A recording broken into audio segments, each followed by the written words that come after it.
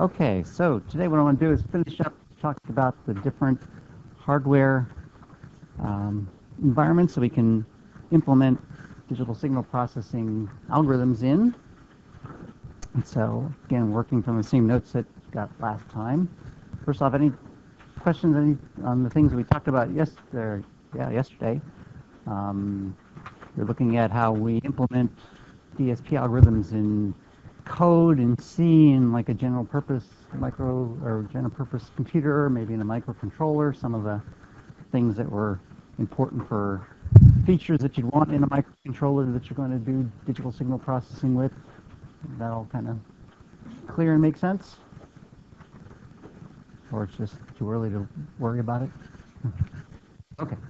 So today we're going to talk about, spend most of the time talking about digital signal processors and what makes them so interesting and so special. And with whatever time's left over, we'll talk about the most hardware-oriented way of doing DSP, which would be in actual digital hardware in either an FPGA or an ASIC. And that'll give us a complete view of all the different ways that you can implement these algorithms and kind of what are the strengths and weaknesses of each of those. So what's so good about a DSP? First off, the DSP is faster for doing digital signal processing things, and we've already quickly talked through the slides, so I won't spend a lot of time on this, and we'll go into the details of that. But they do tend to be more expensive than the generic processors. They haven't been around as long as general purpose microprocessors. They have rich I/O capabilities, and they really are set up for doing these kind of real-time digital signal processing, whether that's audio processing or signal processing or processing as part of a control system. That's really their forte. We'll talk about that.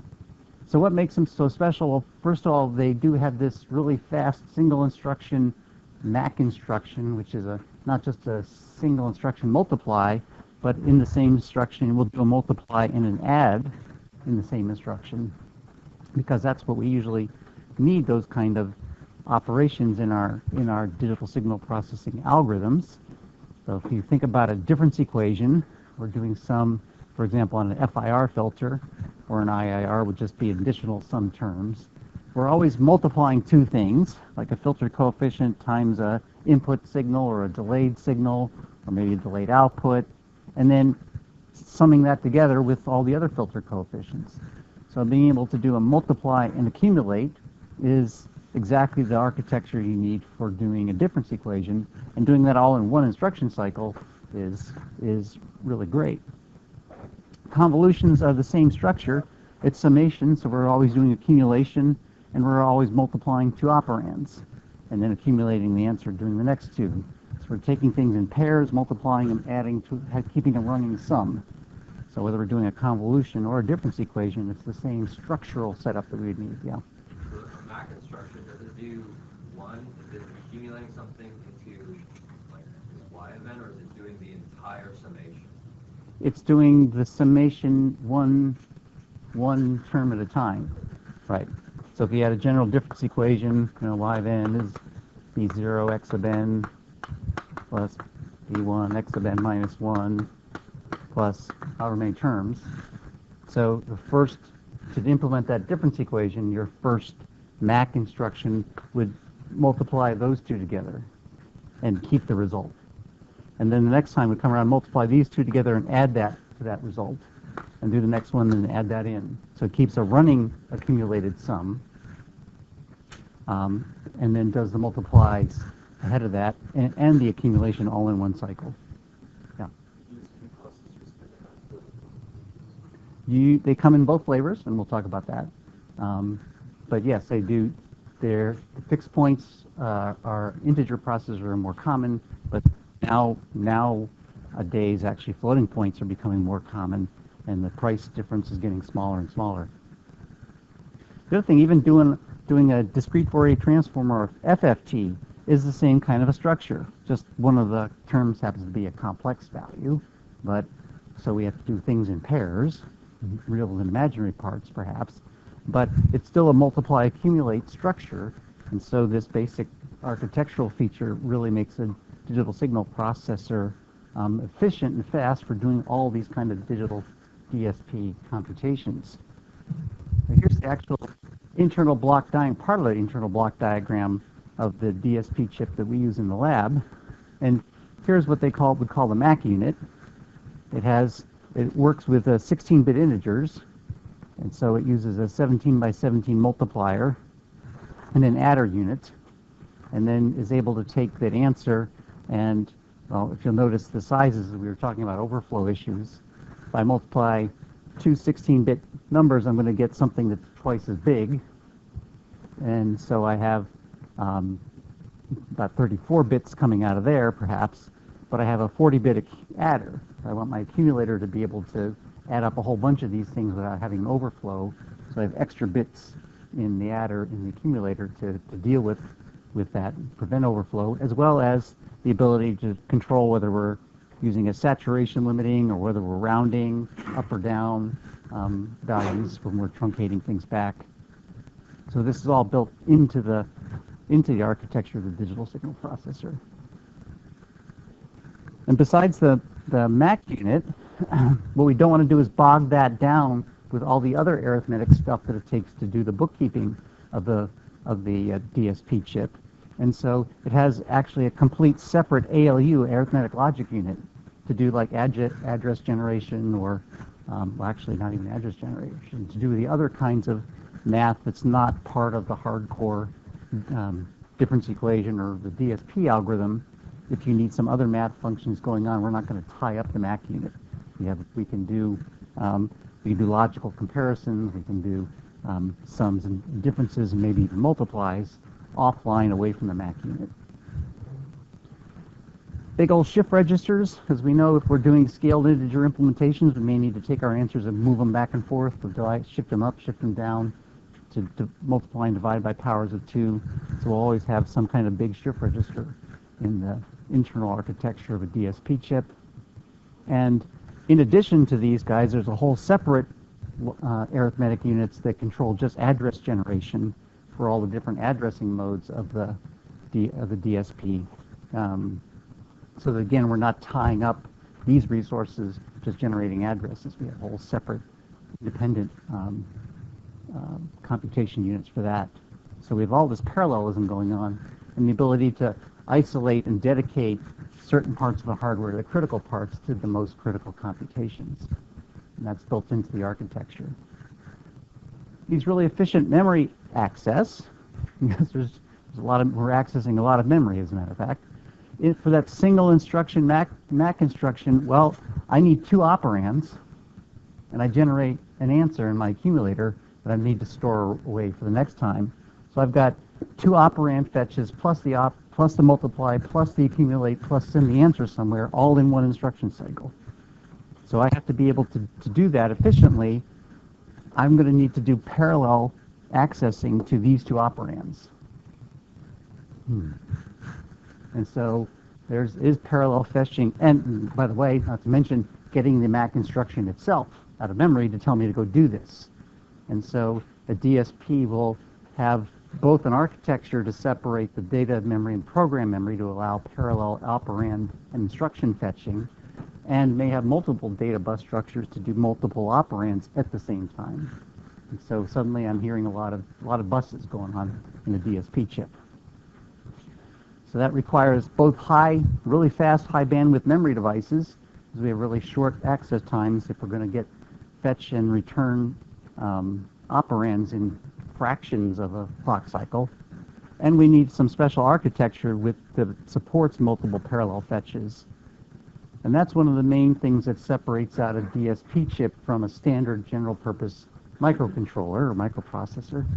Most general purpose ones are based on the von Neumann architecture, which you may or may not have heard of, where you've got your CPU and you've got data bus and address bus talking to a bank of memory out there, and maybe that's subdivided between RAM and ROM and other I/O devices all in the same address space, and you parse the address space to different functions, different kinds of memory, flash memory, RAM memory, and you're just parsing the same address space.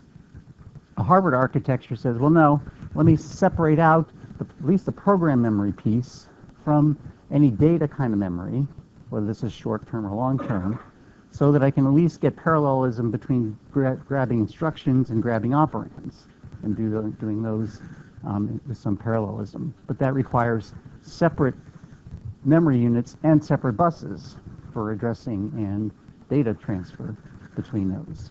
And DSPs do that. They'll take up a lot of pins to give you parallel buses to get to multiple memories at the same time. So we need a separate address and data buses for program and data memory. And that's the hallmark of a Harvard architecture. In fact, DSPs use not a straight Harvard, but what's called a modified Harvard architecture, because again, I want to, in parallel, get an instruction and two data operands. I'll actually have two separate data memory access capabilities, buses, addressing modes, all that stuff, for two different data spaces plus the program memory space. So lots of pins. That's why you can't really afford to have a little wide bit width DSP, like a 32-bit DSP, because if you're going to do 3 buses at 32 bits, that's a whole bunch of pins right there. Yeah. Would modern DSP chips have external memory, or are we seeing more DSP chips with built-in RAM? Because it seems like it would be really good for routing issues if you could just have the memory stored on the chip itself. That would also increase the cost and complexity of the chip again. Some of the same tricks that are played for general purpose processors are now being introduced into DSP chips, like instruction caching has become much more common. So we'll have some small amount of onboard data memory to try to speed things up and to try to do some look-ahead kinds of things, but not a huge amount. We'll still rely on lots of external storage for.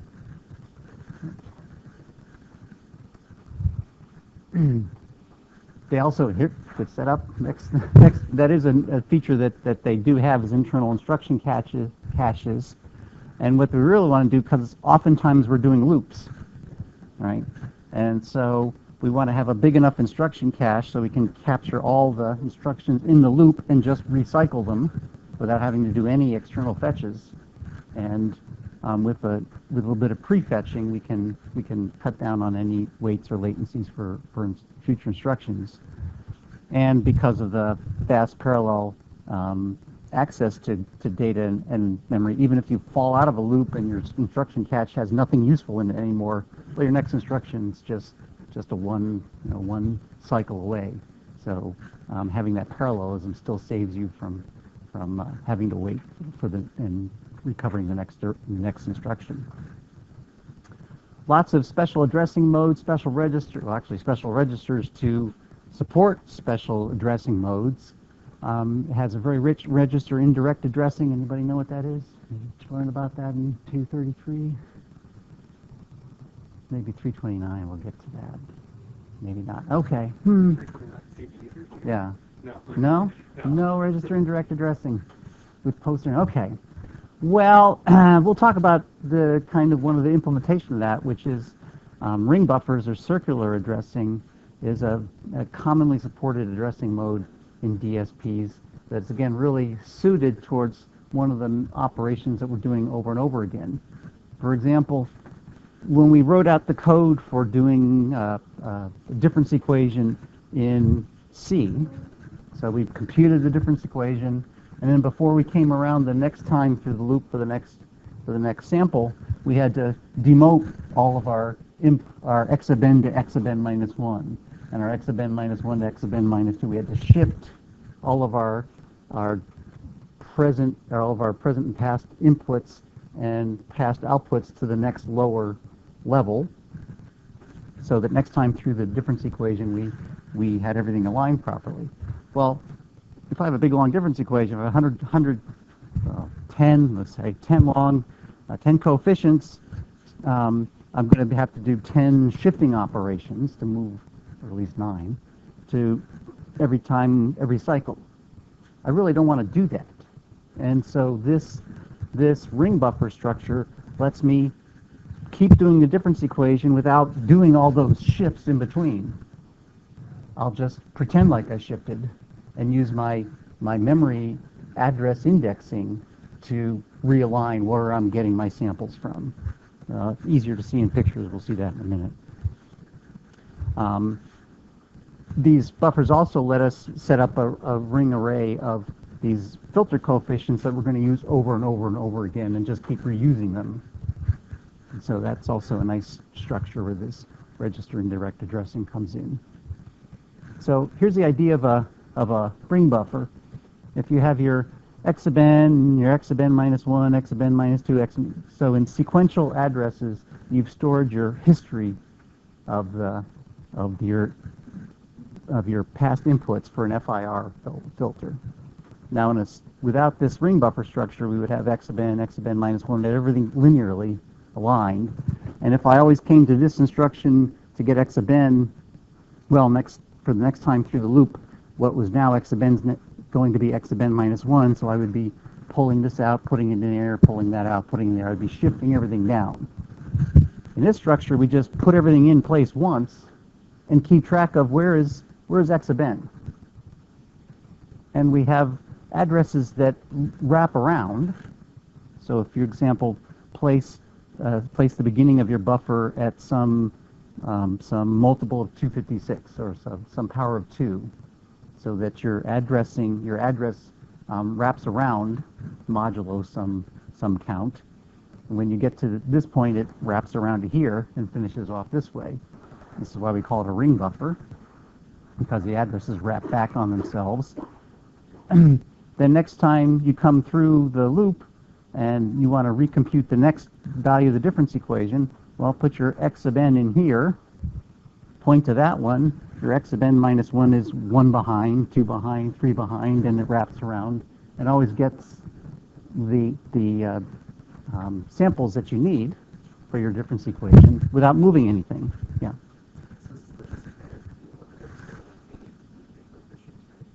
This is a disadvantage of being limited to 8. Well, if in this case your ring buffer size was 8, you'd be limited to that. But you would make it as big as your difference equation. You would just set the top of it at a place where the address easily wraps around, and use a relative indexing scheme to keep track of where you are. Well, all you need is a pointer to where your exaben is, and everything is relative to that, as long as your offset wraps around when you hit the top of the buffer. Right? So it's a small block of consecutive RAM. Usually starts on some address that's a power of 2.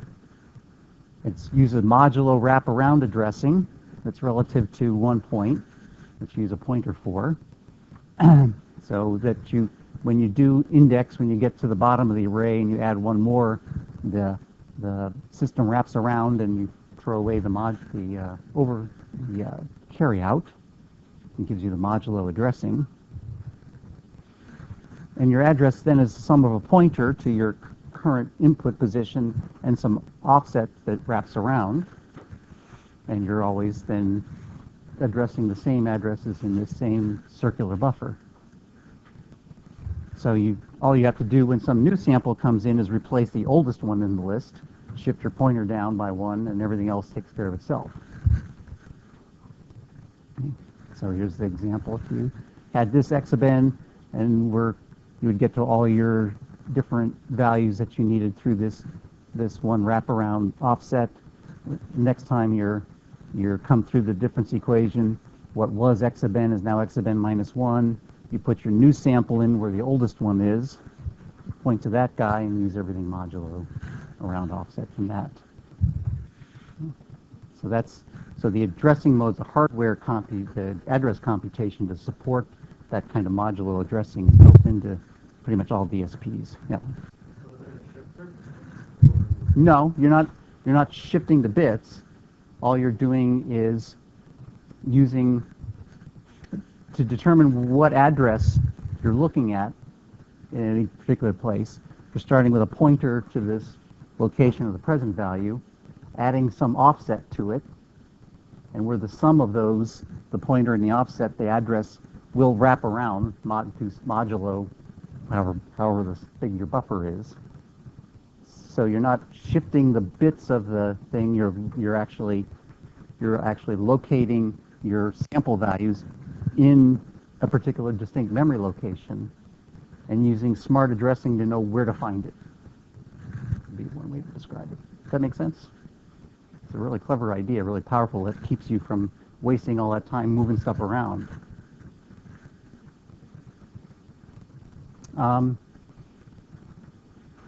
In general, though, doing something on a DSP takes a bit longer to develop. There are generally, when you make a DSP or a manufacturer makes a DSP, they're going to co-develop with that a compiler that lets you program probably in a high-level language like C and target it at their DSP with some optimization. And of course, how well that compiler does that will determine how efficiently your code runs. In general, if you want the fastest possible speed, though, you've actually got to do some assembly language programming, which everybody loves so much. And in fact, the need and the desire for doing assembly language programming in a DSP environment is much more critical, much more beneficial than in a general purpose microcontroller. So some benchmarks: the TI-5416 integer processor we have, running at about 48 kilohertz sampling rate. If M is your filter length, if you're going to try to sustain 48 kilohertz sampling rate, and you're written your code using double precision floating point math, written in C language, running on an actually integer processor, so that the floating point math is being implemented by a C-generated software implementation. You can sustain real-time operation with a filter length of about 10. If you rewrite that code to operate without double precision, but with integer math, you get an order of magnitude better. You can do 10 times as long of a filter, 10 times as long of a difference equation, and still maintain that same sampling rate. And if you rewrite that code, at least the most critical parts in assembly language, you can get almost another order of magnitude improvement. That's not because the compiler's bad, but because you can't necessarily access all the features that you want, like the ring buffering, like taking direct control and optimizing how the Mac unit's operating, unless you're willing to get down there and mess at the bit level with some assembly language programming. So here's the DSK board that we use, and again, the chip that's on that is the TI-5416 DSP chip. It's an older chip. It's about 160 MIPS performance. It's made for doing high-quality 16 or 20-bit stereo. It actually has a stereo codec on it, which means it does A to D, D to A at stereo sampling rates at either 16 or 20 bits. It has a selectable sampling rate, audio jacks coming in and out, as well as, well, actually just audio jacks. It has about 256 kilobytes of flash memory, 64K of RAM, and lots of expansion ports for plug-in modules. Some things that are classic to DSP architectures: it is a modified Harvard architecture device. It has one program memory bus and three, count them, three 16-bit data memory buses. Okay. So we do have separate program and data spaces for those simultaneous instruction and operand fetches. We can get two read operations and one write operation in a single cycle. So we can simultaneously grab our two new operands while we're storing away the results from the last set in that clock cycle. Lots of on-chip RAM, ROM. Yep. Has a 40-bit ALU with a 17 by 17 multiplier that we saw, and a 40-bit dedicated accumulator. Actually has two 40-bit accumulators. And lots of things, the critical instructions that happen all in single instruction cycles. So there's our there's our MAC unit. If we kind of follow how it's going to walk through a difference equation, notice it's got two inputs. So we're going to bring in from probably a ring buffer the B0 coefficient for one part of the multiplication and maybe some X sub n feature. Let the multiplier put those together, run it through the adder, and to start with, if it's the first term of the difference equation, we'll just add 0 in. That comes in from this selectable mux input. Decide if we want to do saturation control on the addition or not, and control how this accumulator works. Take that answer and store it off into some big register that's internal to the chip, so it's handy right there. Then bring along the next coefficient out of memory along the parallel fetch with the next X sub n minus 1 from another ring buffer. Do the multiply. Now accumulate that answer with the previous B0 X sub n we had stored away in the internal register. Take that and stick it out from the register, and just keep doing that on and on and on for every term of the difference equation. So keep things local and internal that you need for the accumulation. Bring in your coefficients and your present and previous inputs and outputs from some ring buffer somewhere, which are probably off chip, but still at a quickly accessible place with the addressing modes that you've got. And in one instruction cycle, do the fetches, the multiply, the accumulate, and sending out either the present result or the previous. And so yes, DSPs do come in two flavors, fixed point and floating point. Generally, the floating points are still more expensive because of the complexity of the hardware that's inside, right? But they're easy to work with because you've got this huge dynamic range that you can cover. You don't have to worry about overflow. And you've got tons of precision. So the possibility of any kind of arithmetic problems is pretty much gone. Fixed point DSPs usually work with a 16-bit. Floating point DSPs do tend to be 32-bit units. So again, everything is bigger, more pins, more signals, more everything. Less error prone, and this makes floating point DSPs much easier to work with and also tends to shorten the development time. I can get an algorithm up and running in a floating point system, in hours. It might take me days to get them to work in a fixed point operation without any kind of problems happening. There's just fewer things that can go wrong. So there's this trade-off. What's the driver? Is it ultimately the unit cost, in which case I want a fixed point processor, or is it I got to get this going now? It's got to get out the door. Well, I can afford a little extra for the floating point processor. We've talked about the differences of those kind. We don't have to go into that. We've got these charts of the different data types and the ranges that they cover. And usually, if you're trying to make this decision, well, the three factors you're going to think about are how much ultimately can your product cost, what will that support in the marketplace, how much time do you have to get it out there, but also how complex are the computations you're doing, how likely are they to be problematic, because those fixed point processors are still less expensive. Yeah. And when you get to high volumes, the disparity starts getting even bigger. But the floating point ones obviously are still easier to use. But now that as time marches on, this differential is getting smaller.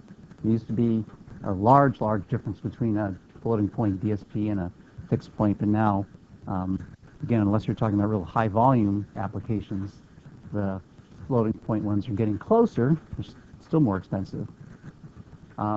Things like, engine management systems that tend to use DSPs.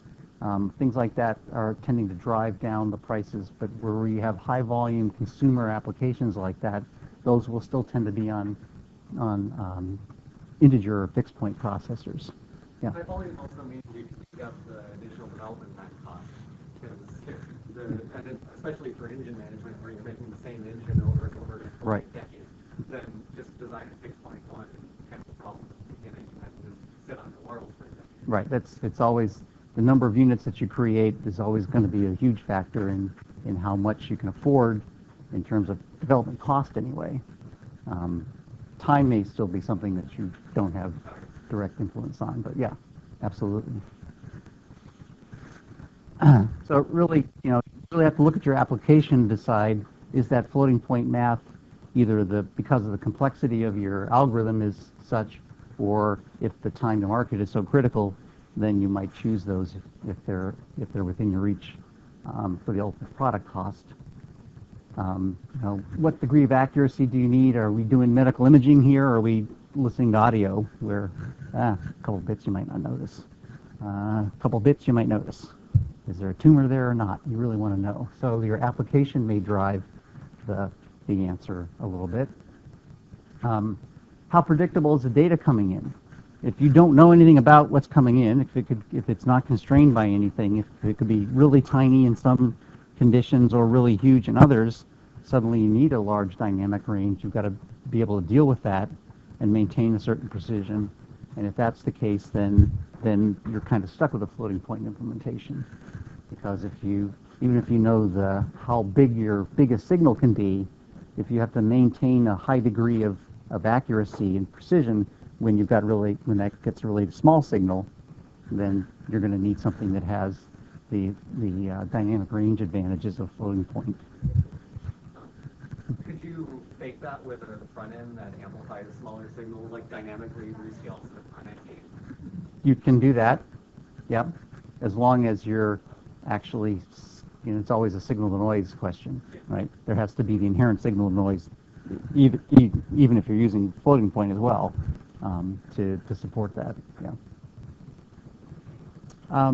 The C versus assembly thing, well, assembly language, if you've written it properly, will pretty much always execute faster. Writing a high-level language obviously is easier. It's faster to develop. So there's kind of our trade-off. Turns out the disparity on a DSP program is much more stark between the compiled high-level language and assembly language than it is in a traditional processor. And particularly in a DSP situation, you're more often faced with a place where you've got this finite amount of time. You've got to do all these computations before the next sample comes along, and so you're usually much more time constrained, trying to maintain a real-time operation. And so this really is the things that motivate us to make the investment in time and pain to do some assembly language development in the DSP. Yeah. Do architectures exist to do like each term of the difference equation, to parallelize each term of it? Hold on to that thought.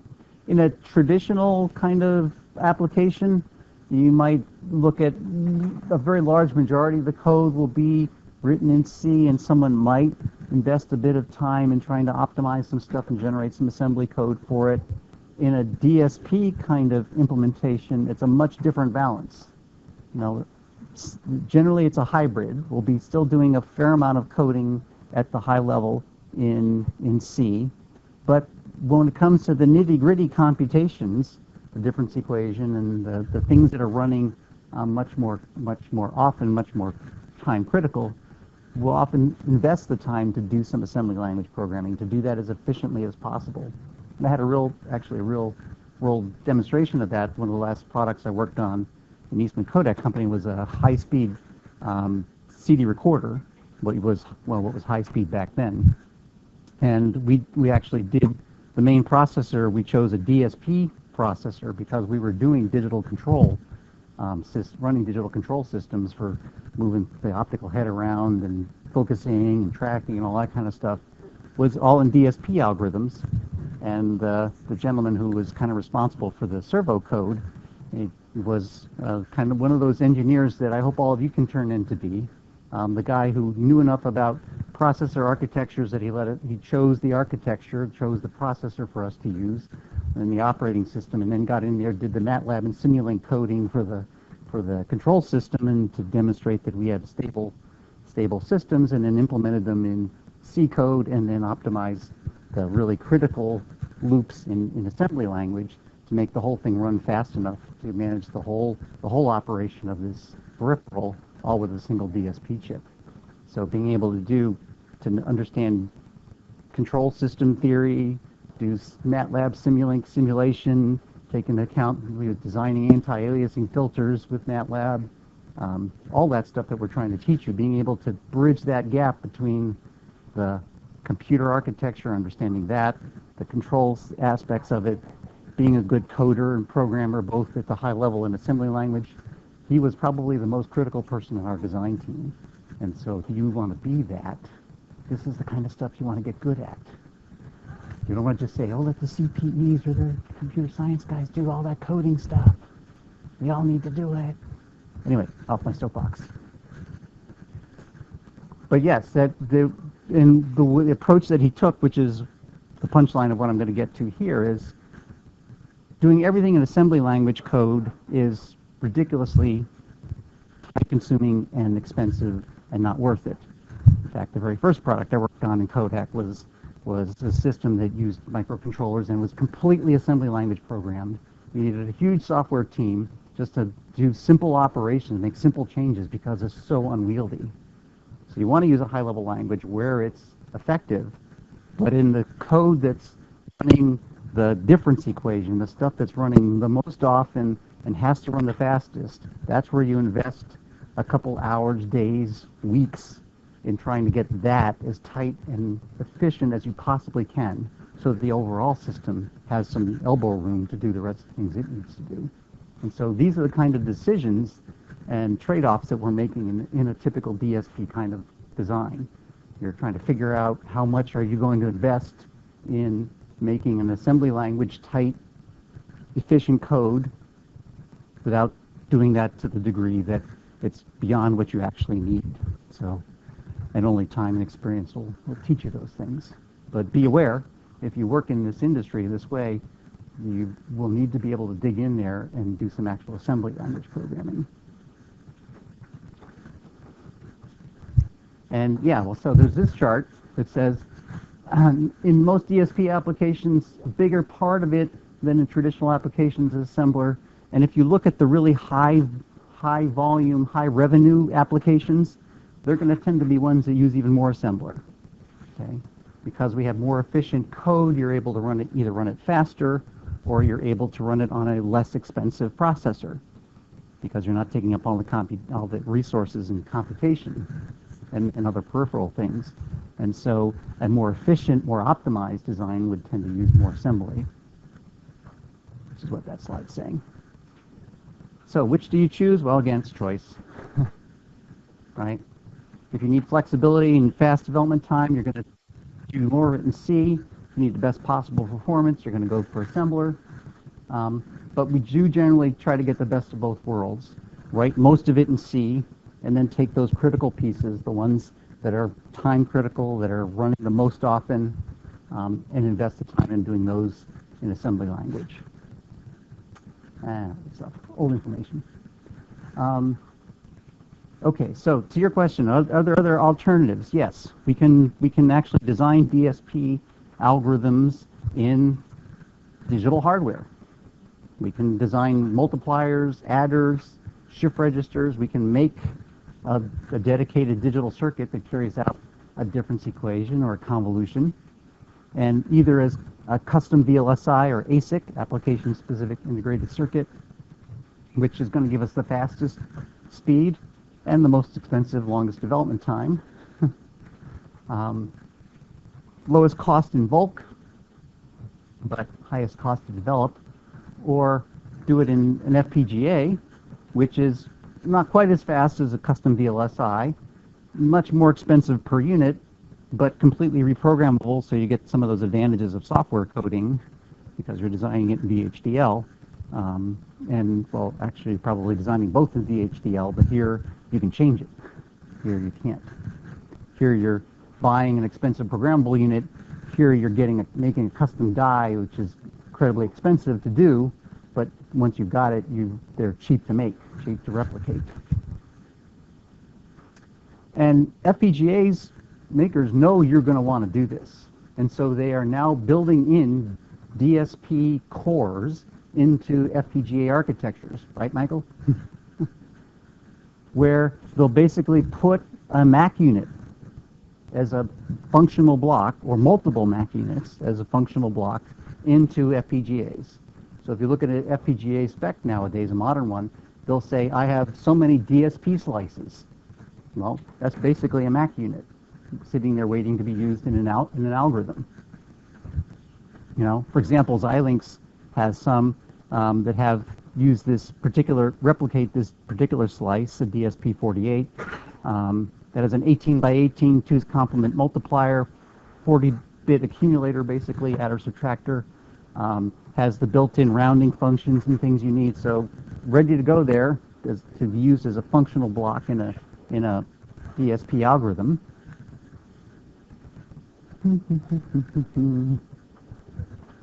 Where is this? So, for example, it's different lines of Xilinx FPGAs. There are text, the connects, and the vertex. And here's the number. You can get from 40 to 700 DSP slices in an FPGA, or 1,500 DSP slices, 4,000 DSP slices, in addition to all the general purpose other hardware in there that you can implement other digital functions in there. So you could conceive of doing a whole DSP implementation in addition to whatever other digital processing you need to do for the rest of your system, all inside of one big FPGA. And if you do the implementation in an FPGA or an ASIC as opposed to a DSP processor, you get this huge performance advantage because of what you were trying to say, which was we have a different architecture, a different way of implementing difference equations here. We have a huge throughput advantage because in a DSP we're doing a difference equation one coefficient at a time and accumulating the results. In the hardware structure, we're going to dedicate a MAC unit to each one of these. Have a MAC unit for this, MAC unit for that, MAC unit for a DSP slice. One for this, one for that, one for that, one for each term. So I do the whole difference equation, boom, one cycle. Add the result and go on my way. So orders of magnitude potentially improvement in throughput rate by doing it in parallel as opposed to doing the computation serially. So huge speed advantage. If you're doing high-speed digital signal processing, you might have no choice but to do it in this kind of architecture. And now, not only, this used to be only accessible to you if you were willing to make your own custom VLSI. Now this is accessible to you in FPGAs.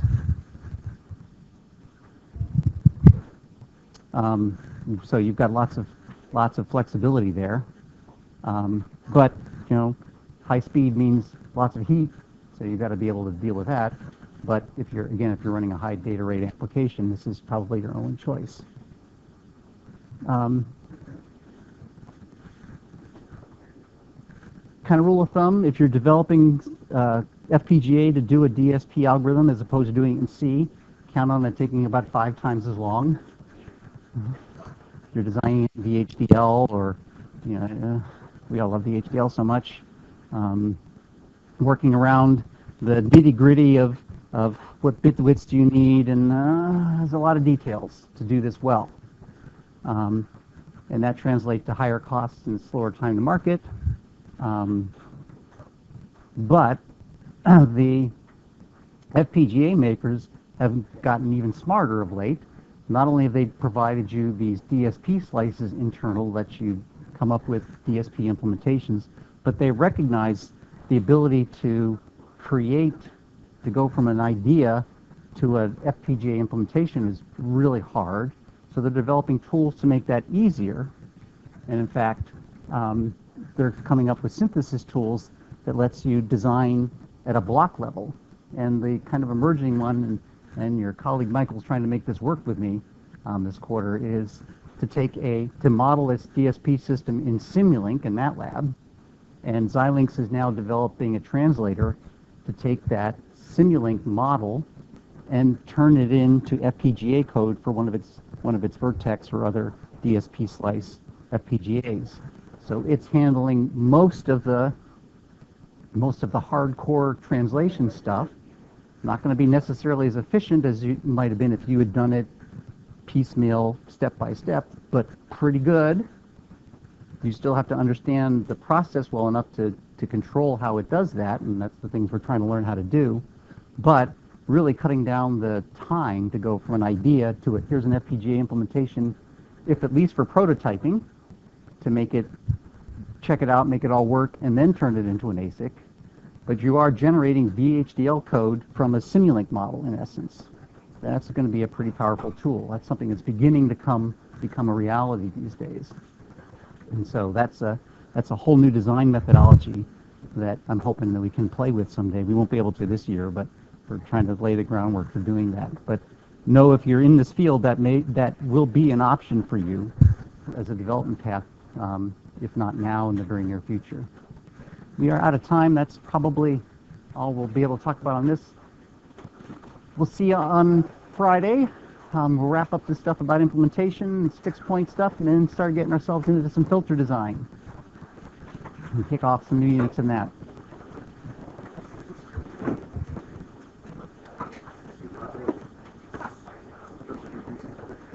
You signed this for the 461.